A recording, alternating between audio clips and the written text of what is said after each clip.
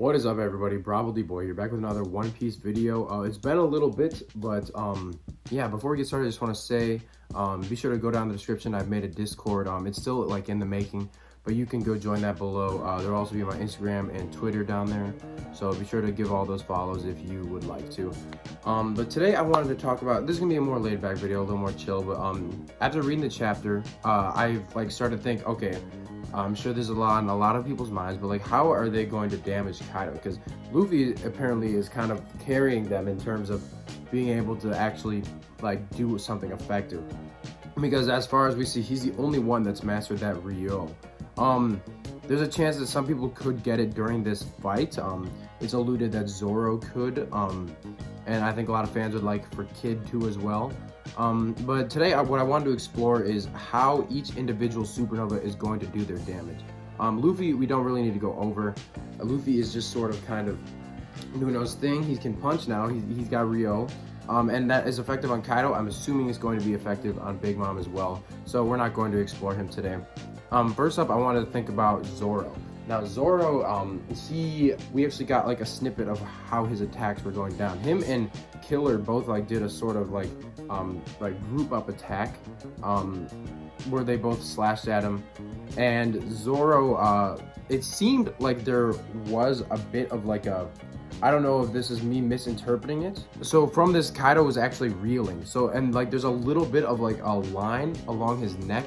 I don't know if that's like, I don't know if that's from Zoro like actually cutting him, because there are similar lines like along his whole body. I don't think he cut him, but this could be like a sort of like hockey like imprint that's sort of like temporarily left a dent in him, to show that they're not like penetrating him, but they are like it's affecting him in a way where his skin is moving but not damaging him in any way.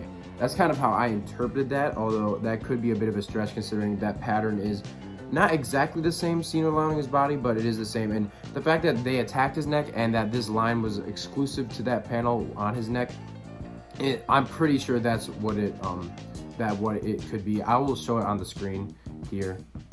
But anyways, after this, Zoro says, I gotta unleash this Enma a bit more.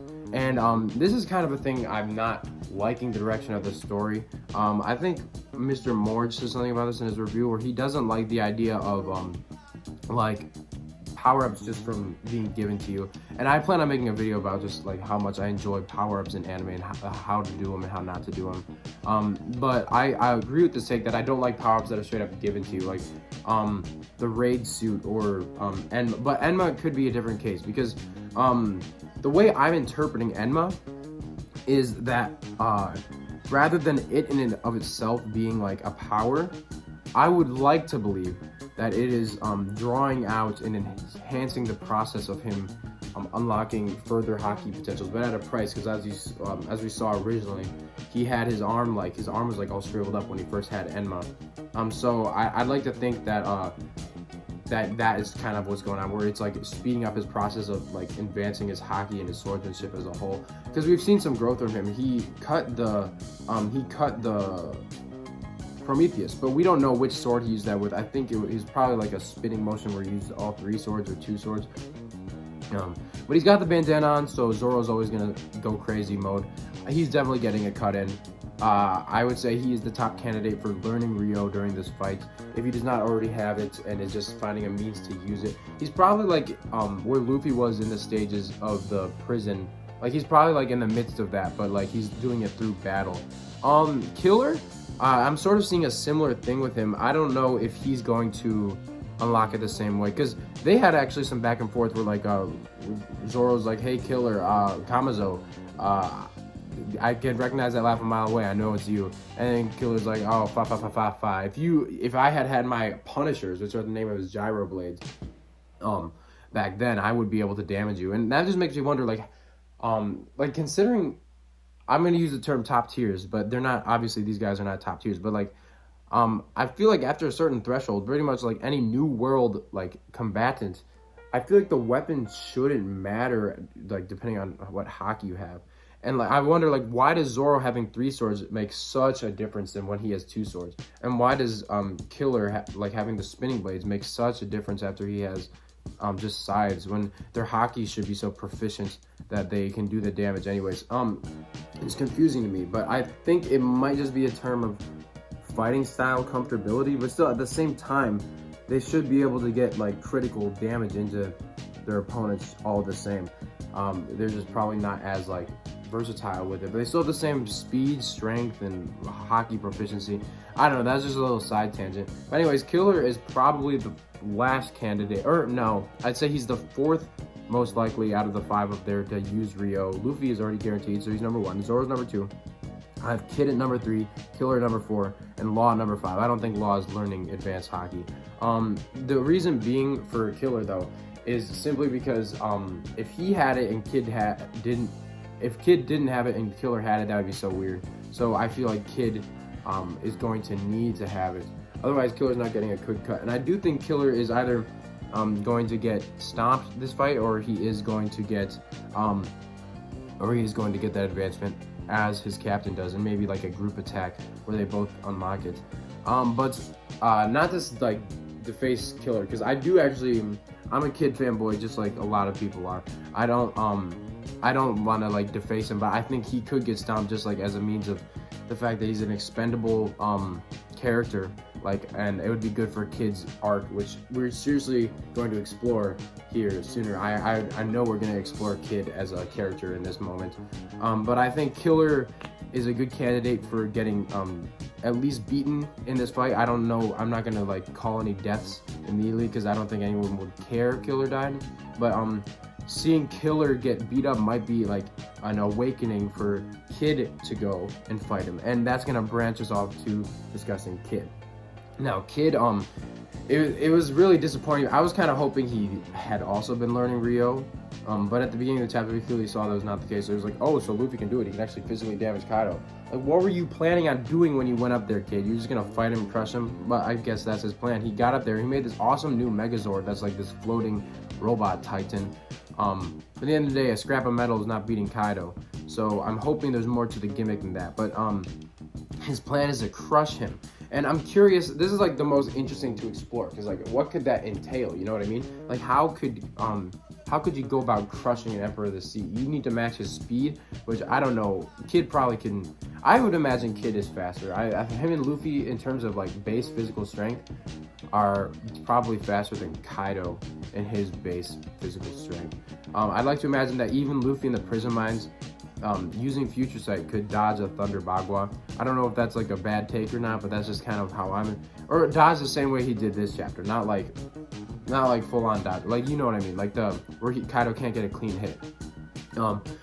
But anyways, that's a tangent. Killer or Kid, I think he can probably his chances of learning Rio are not.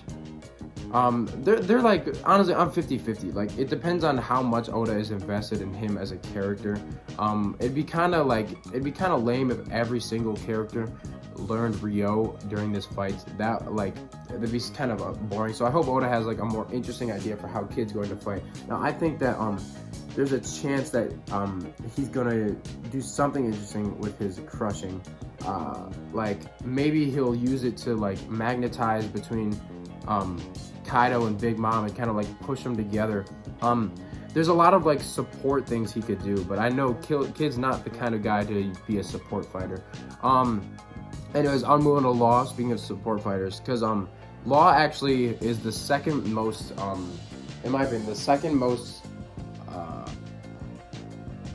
likely candidate to do damage to Kaido. He's like the second best at it so far as of now, from what we know, because of his Gamma Knife and his ability to. He could. I don't know why he hasn't done it yet, but he could straight up just like swap Kaido and Big Mom's heads. Like I don't know why there's a problem. Maybe there's like a Devil Fruit limitation when it comes to like hockey.